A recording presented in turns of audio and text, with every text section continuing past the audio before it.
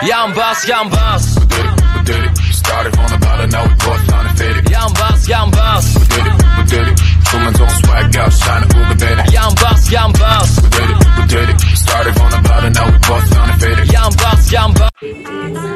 Assalamualaikum dan salam sejahtera. Hari ini kami berada di Dewan Sabah sempena program Kecergasan Hari Sukan Negara peringkat Jabatan Pendidikan Negeri Melaka. Program ini disertai oleh seluruh warga sekolah termasuk guru-guru dan murid tahun 1 hingga tahun 6. Tujuan program ini untuk memupuk semangat bersukan, menggalakkan gaya hidup sihat dan memastikan warga sekolah kekal cergas dan ceria.